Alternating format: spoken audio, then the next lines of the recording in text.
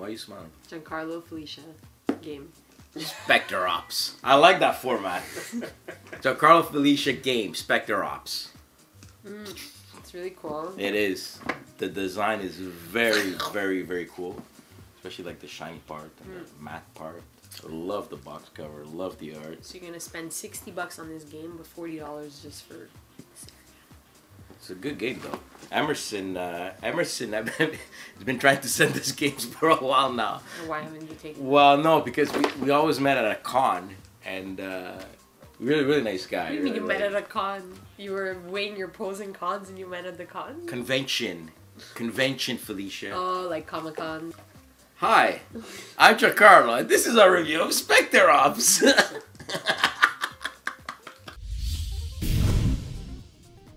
Specter Ops is a hidden movement game where one player will play as an ARC agent who's infiltrating Raxon Global's experiment facility to gather sensitive information. The other players take on the role of hunters, Raxon Global's security. Their job is to eliminate the agent or hinder him enough for 40 turns, making them win. This review will use the 3-player setup. With the board in the middle of the table, you'll place the vehicle token on space K17 and the vehicle card next to the board. Determine which player will play as the agent. The other 2 will play as hunters. Give the agent player a movement sheet. He'll determine the mission objectives by rolling a die in each of the 4 sections. Circle them on a sheet and placing the objective markers Raxon side up on the matching spaces on the board. Each hunter player will choose one from the character cards and place the matching figurine in the vehicle card. The agent player will secretly choose his agent character card along with 3 items, and place them all face down in front of him. Some of these are unique to specific characters, so take note. You're now ready to start your mission. The agent will get to go first. He will start on the N1 space, but will not have a figure on the board. Rather, during his turn, he can move up to 4 spaces, including diagonally, and mark it as such. He'll then write the last space he lands on the column here, which also counts as a round marker. Before moving, the agent may choose to use one item card. These will have various effects and some remain hidden when used. We will have to turn those sideways, marking them as used. Some will also have more than 1 use and have charges denoted here, which will tell you how many times it can be used. Should the agent pass by any hunter's line of sight, they'll have to place the last seen token and their figure on the last seen space from any hunter's line of sight. Line of sight for the hunter is pretty easy to remember. Any space in a straight line orthogonally to them that is not blocked by terrain can be seen. Road spaces count as 1 space for line of sight purposes. So even though this hunter is here, he can see an agent on this lane as well. For an agent to complete a mission, he must start his turn adjacent to a mission objective.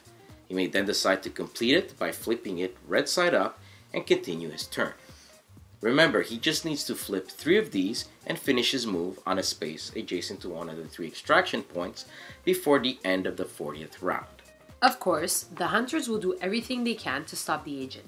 Their turns play similarly to the agents, but with some differences. Their figure is always on the board, and they can decide which of them plays first. They do not have equipment cards, but have more abilities to choose from on their character cards than agents. They still move 4 spaces, but can still use the vehicle.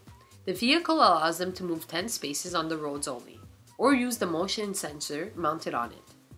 By forfeiting his move, a hunter in the vehicle that uses the motion sensor can determine from a general direction where the agent is. On his last turn, if the agent moved 3 or more spaces, he must tell the hunters in which direction relative to the vehicle he is, usually northwest, northeast, southwest, or southeast. Unlike the agents, however, a hunter checks line of sight to the agent only on the last space he ends his movement on. So the hunter can move directly past an agent and not notice him. The biggest difference and game changer hunters have, however, is that they can attack the agent and hopefully wound him enough to eliminate him. If they can see the agent at the end of their move, they can make an attack. To do so, they simply roll a die. If the result is equal to or higher than the space between them, the agent takes a wound, which he'll mark on his sheet. Should they roll a 6, they get to roll again, making it possible to hit agents at a long range distance. Play continues until one side has achieved their objective to win the game. Specter Ops blends extremely well its awesome theme and genre with its mechanics. We really enjoyed playing both sides and always felt invested and immersed in the game.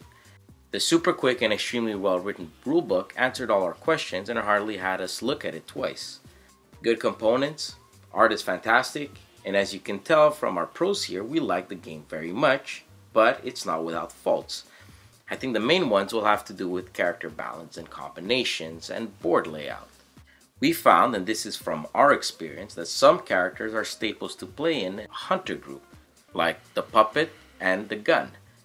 Have the vehicle remain on the space K16 or L16 and have all hunters at the intersections of two roads and use the puppet to use motion sensor every turn.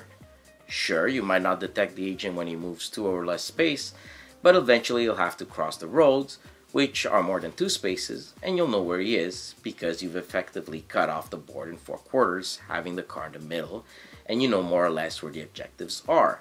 But the agents can use items, you say. Sure, but you'll know when he crosses because you have to rotate or reveal the cards when doing so.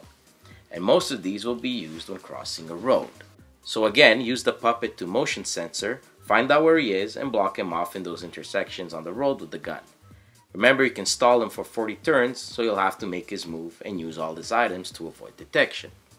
So, in turn, the best agent to use is Orangutan with extra health or Blue Jay, and items that will help you cross the road undetected. Though, like we mentioned, we will have you cross 2 spaces and they'll know which quadrant you're in with the puppet remote motion sensor. So, you will be detected if the hunters know what they're doing, and you will take damage, so your best bet as an agent is to have more health. Which, to be fair to the game, had both groups very close to the victory conditions in all our games. But I think maybe not having roads that were so central on the map, or having more of them across the map as veins to the side rather than as main arteries, or making the agents use an item without revealing it to other players, might have fixed this little hiccup. I'm not saying it would have, but we all felt something was needed to be done to fix this little problem. Right now though, to us it just feels like a misplaced blemish on an otherwise excellent game. Specter Ops still gets an 8 out of 10.